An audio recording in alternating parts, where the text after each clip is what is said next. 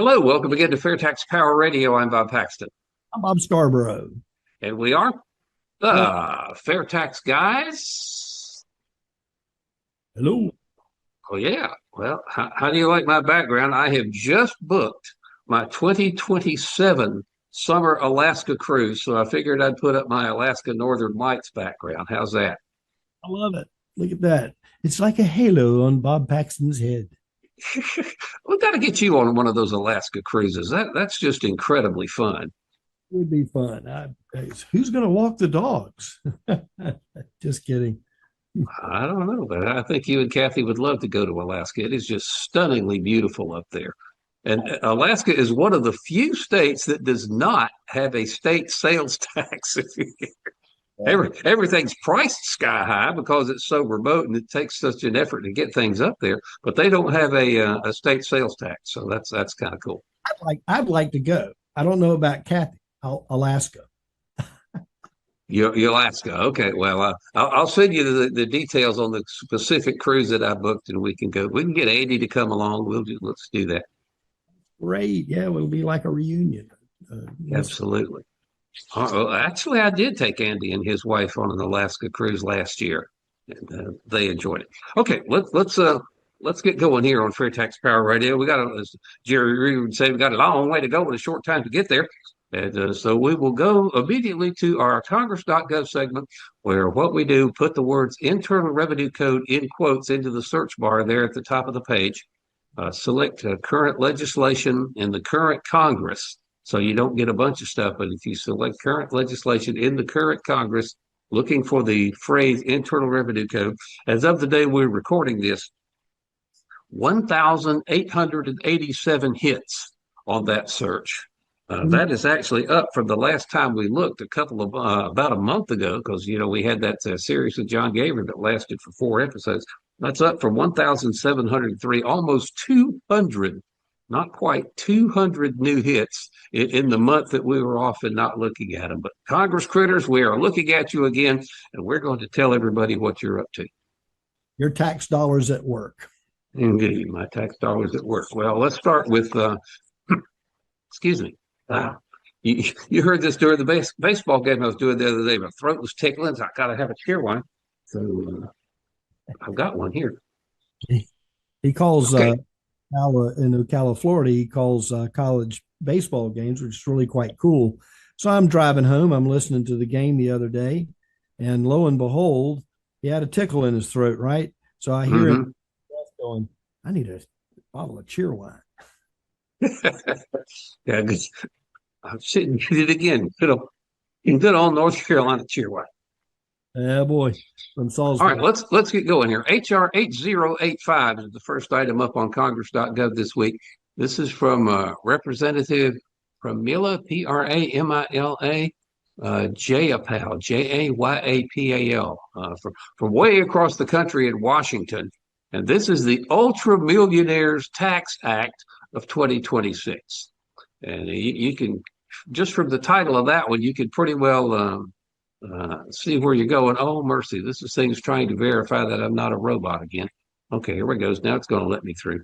And so the Ultra Millionaires Tax Act of 2026 is a bill to amend the Internal Revenue Code to impose a tax on the net value of assets of a taxpayer and for other purposes. In other words, this is similar to Elizabeth Warren's wealth tax. They want to tax you on the value of the assets you own. Real estate, stocks, bonds, precious metals, stuff like that. And stuff that you don't have the money in your hand for. Your money is tied up in these investments, in these capital investments. And they're saying, well, if your stock goes up, then that means that you have made X number of dollars, and we're going to tax you on that X number of dollars. Even though you still own the stock, you haven't actually realized the gain. It exists only on paper, but we're going to tax you anyway. That is that one ought to go in the Hall of Shame just for being as mean-spirited as it is. And again, that goes away with the fair tax. You're taxed on what you spend, not on what you earn, and not on the value of what you own. That's crazy.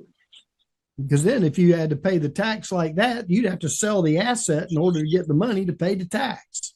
And then you wonder, well, what if it goes the other way? What if your stock goes down? I mean, do you get a refund because you paid on the increase last year, and this year you've got a decrease? That's just crazy. The whole idea of a wealth tax is insane because you're taxing money that people don't have. But the idea of taxing people's income is insane as well. Tax what goes out of the economy, consumption, rather than what comes into the economy, income and investment and stuff like that. So this Ultra Millionaires Tax Act of 2026 should go away, and Representative Jayapal should be supporting the fair tax. If the idea is to make ultra millionaires pay a lot of money, then Yeah. ultra millionaires today hide money offshore in tax shelters. They structure their income, or they structure their total income in such a way that it doesn't look like they have much. They hire these expensive tax attorneys and stuff. Like there are thousands of ways that ultra millionaires and billionaires can hide their income from the Internal Revenue Service. And don't think for an instant they don't do it. But the fair tax is going to get every time they fill up their private jet with fuel, or whatever they buy that new Ferrari sports car or whatever, you will pay the tax unless you buy a used one. But anyway, if you want to really get into the pockets of the big spenders, tax their spending, not their income that they can manipulate. Right. Exactly. But why would you? Why? I mean, thank goodness for ultra, as she's couched that act name. Ultra millionaires do something really cool. In a lot of ways, they supply jobs for. They hire people to work for them. Oh, mercy. Okay, let's move along here. This is S over to the Senate side, S4207. This is somebody you may have heard of, Senator Marsha Blackburn from Tennessee. This is the American Innovation Act of 2026, which sounds like a really cool thing to have. And you open up the text on that, and it says Senator Blackburn's bill is the bill to amend the Internal Revenue Code. Now, get this, to promote new business innovation and for other purposes. How's that for being vague? Well, especially the "and for other purposes" part, which we know is code for we may think of something else to do with this bill later. Yeah, but if you want to amend the Internal Revenue Code to promote new business innovation, the best way to do that is to get rid of the Internal Revenue Code, quit taxing business innovation, and watch it take off. No kidding. It would happen. It would be remarkable right away. It might take a business owner, I don't know, about 10 seconds to figure out all the other things he could do with the time that he used to spend on chasing compliance requirements for the income tax. And the other, well, you have a little bit of experience in that realm, working with a radio station up there. A little bit. All right, let's move on. S4196. This is Senator Chris Van Hollen from Maryland. The strengthen Social Security by taxing dynastic. I've never heard that word before. Dynastic, Dynastic. I guess that refers to a dynasty of some kind. By taxing dynastic wealth acts to strengthen Social Security. And you open that up, and the text of that one reads, this is a bill to amend the Internal Revenue Code to return the estate, gift, and generation skipping transfer tax to 2009 levels and for other purposes. So, and it comes down here that they want, if your inheritance is between $1 million and $1,250,000, they want to make the tax $345,800 plus 41% of whatever is excess over $1 million. So if you got like 1,250,000, they'll charge you $3,480 plus 41% of that 250,000. That is, people that you stuck out that people recoil in horror at the idea of a 23% tax, and they have no problem with a 41% sales tax, almost twice as much on the income tax side. That is just insane. Well, and the other side of it too is it's like highway robbery. I mean, why, everybody likes to stick it to the, to somebody else. And that's how the game is played in Washington. But philosophically, why should dying be a taxable event? Explain to me why someone dying should be something they should be taxed on, which is what they do. And the fair tax, again, it gets rid of the estate tax, it gets rid of the gift tax, it gets rid of all of this stuff. And you don't pay the fair tax until you spend your money on something. You get to keep everything you get at the point where you get it. That's right.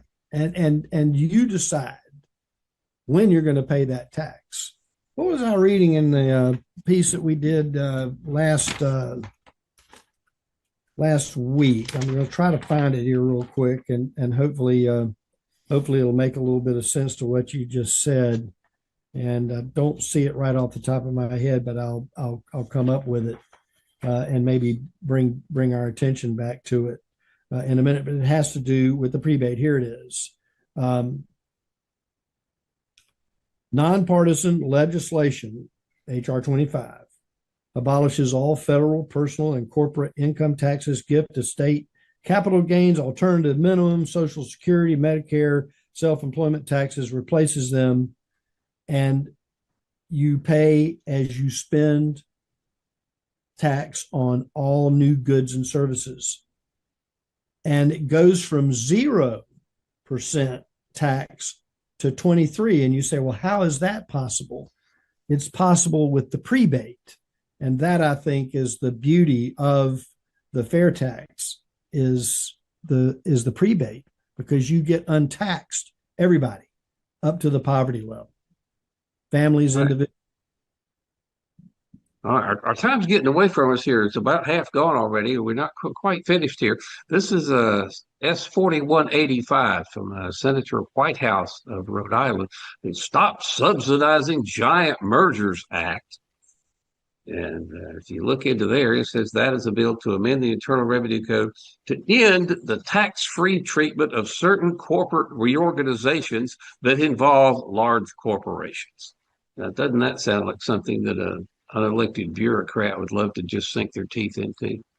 Just meddling in whatever they can meddle in, I think, is the game of the day. Somehow to benefit them, though. Yeah. Indeed. All right. Well, let's get going. That kind of we spent more time on that. Of course, we haven't done a Congress.gov in a while, so we've got a little more to deal with. So I don't worry too much about it. Well, we got about 15 minutes left in the program, and I want to do something that's pretty cool. I was thinking last night or a couple of nights ago that I've almost become addicted to messing with artificial intelligence. I just like to play with it some. And so I was asking, I believe it was Copilot, Microsoft's artificial intelligence, draft me a 30-minute dialogue between a fair tax proponent and a defender of the income tax, and how they might try to sell their respective tax systems to somebody who's deciding which one that they would prefer to support. And I've noticed every time you use an artificial intelligence application, be it Grok or Copilot or ChatGPT, or there's some other ones out there as well, but they'll always put a little caveat down there at the bottom of it that says, this is artificial intelligence. It can make mistakes. Check it for accuracy. And when I read over what this artificial intelligence created as the dialogue between a fair tax supporter and an income tax supporter, I was amazed at how much it got wrong when it was trying to defend the income tax. So I sent you that. Let's start going with it at the top. This is a 30-minute dialogue: fair tax versus the income tax. And what the first section it talks about is foundational principles. And the fair tax is grounded in a classical economic principle: tax consumption, not production. Income taxes penalize work, savings, and investment. A consumption tax avoids those distortions and aligns with long-standing economic theory. And it defends the income tax on foundational principles as follows. Your turn, go. Ability to pay remains a central normative principle in public finance. Income is a more direct measure of economic activity than consumption. A progressive income tax aligns with that framework and supports redistributive distributive goals. Did you get that? Income is a more direct measure of economic capacity than consumption. How wrong is that? It's pretty. People who lose their jobs still consume, So there is a lot more ways to fund consumption than there is to fund income, but it just says it's a more direct measure of economic capacity. It expects you to believe it just on the surface because it says so. That ain't so. The fair tax. Oh, I've got you totally fooled here, huh? Yeah, and it is. This is the perfect example of artificial intelligence, and you having to check because it's learning. Figure right now it's in kindergarten, and still learning how to put its toys away in the proper place, and a square peg doesn't fit in a round hole and things like that. But it's learned.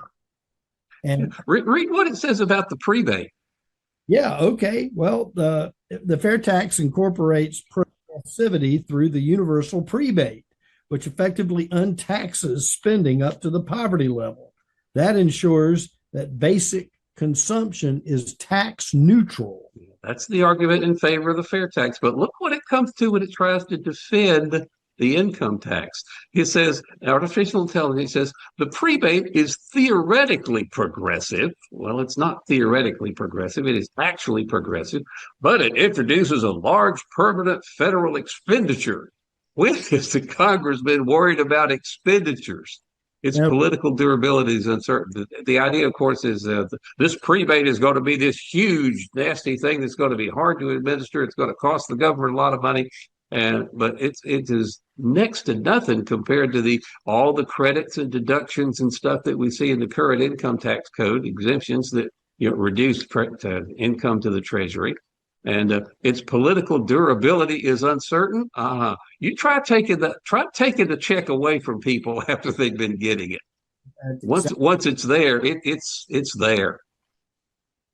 Exactly. Now the next big one it comes up with about the next segment about transparency.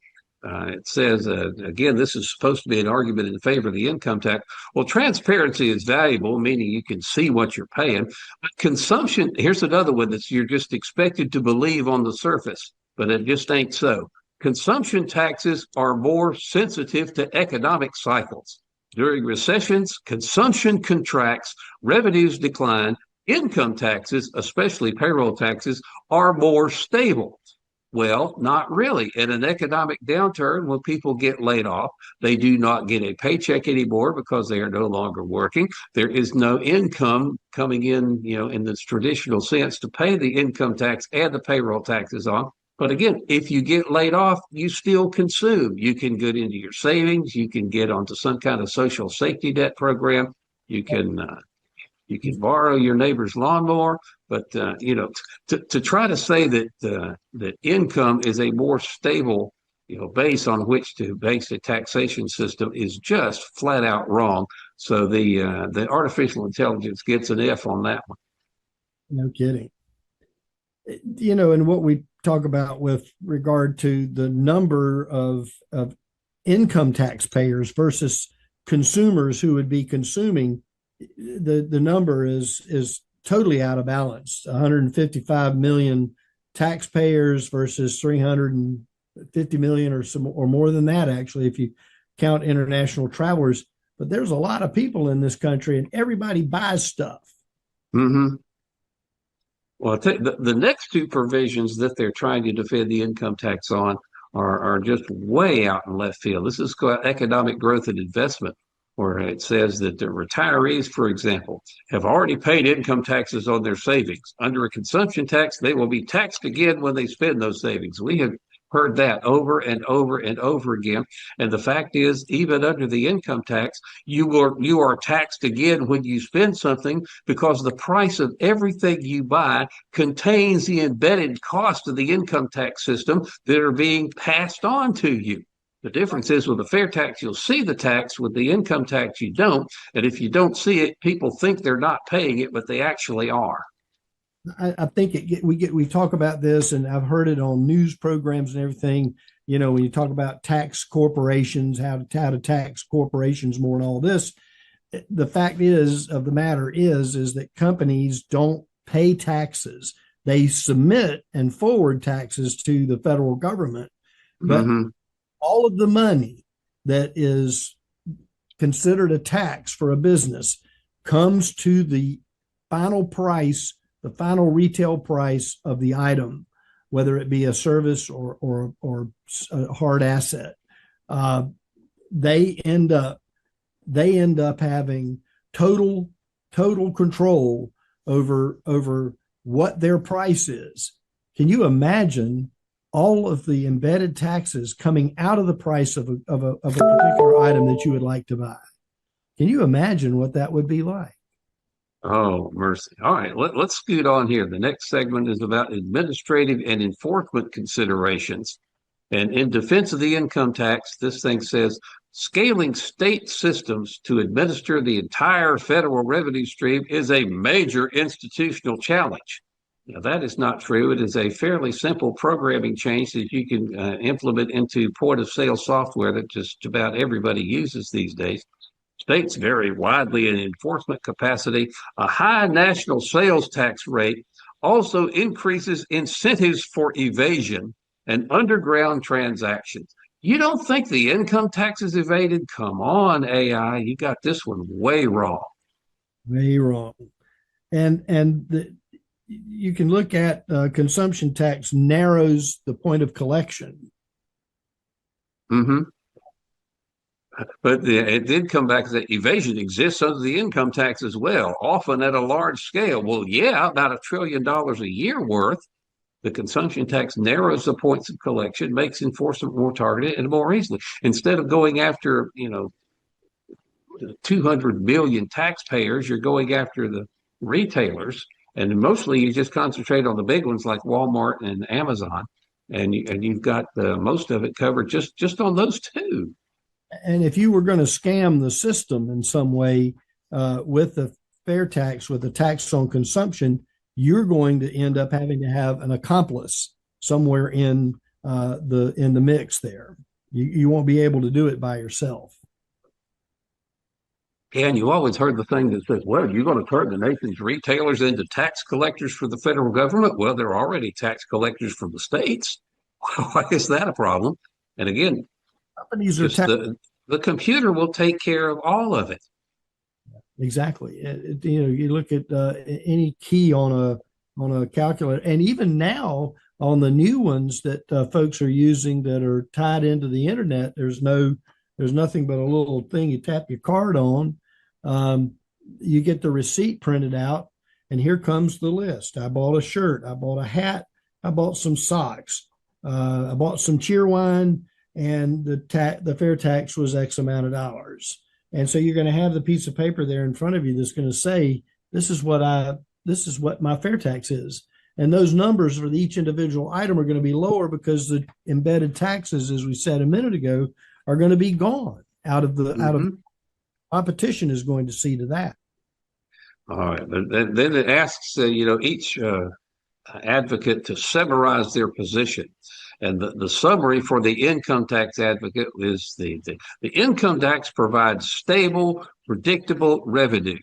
That is wrong compared to the stable predictability that a consumption tax has. Again, consumption is funded by a number of different ways. Income, not so much. Consumption, it has been quite well established, is a much more stable thing to base taxation on than income. But AI tells you that it's the income tax that provides stable, predictable income. It allows progressive rates based on ability to pay. Well, how do you think a sales tax doesn't do that? Because if you don't have the ability to pay, you don't buy stuff. And again, we talked of the prebate does not tax your basic necessities, and then what you choose to spend on.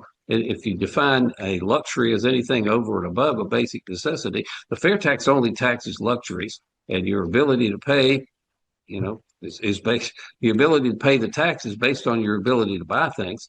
So that's just crazy as it can be. You get to decide when you make that payment, and the course brings you a certain amount of purchases prior to reaching the threshold of the threshold of the poverty level, you won't pay tax up to a particular amount of money based on your family size. Yep. And then finally, it says that the income tax avoids consumption-based volatility, but it doesn't tell you that it replaces it with income-based volatility, and income is much more volatile than consumption is that one. I like the conclusion here. We got about 3 minutes left. And this is the words that AI puts into the mouth of the observer who's trying to figure it out. It says, after listening carefully, here's my conclusion.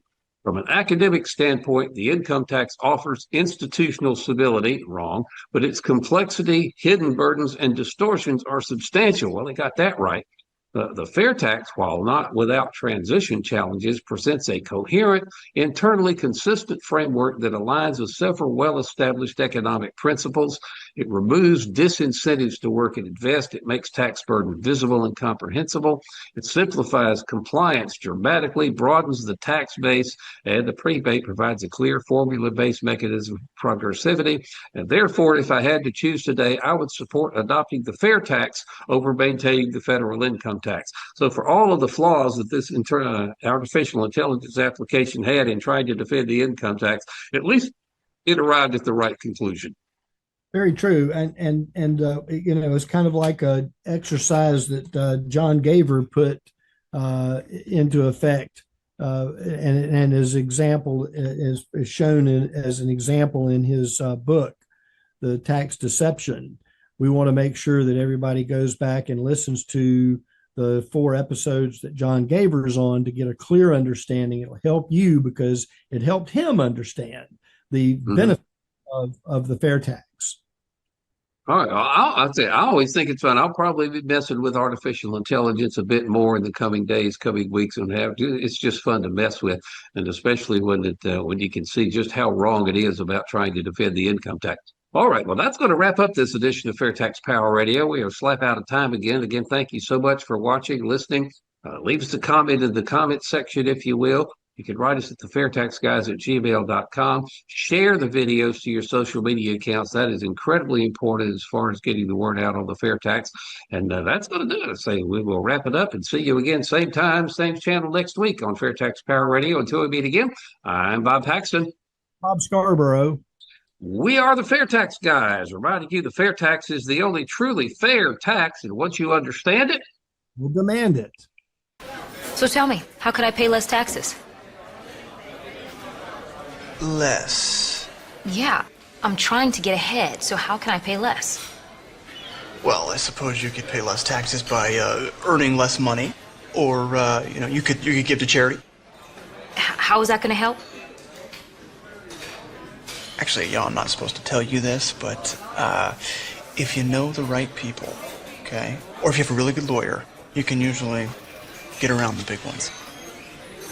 If I may, under the fair tax, to pay less taxes, you would simply consume less. You would control how much you pay and when you pay your taxes simply by choosing what you purchase and when you purchase something. So I could stay focused and get ahead. Exactly.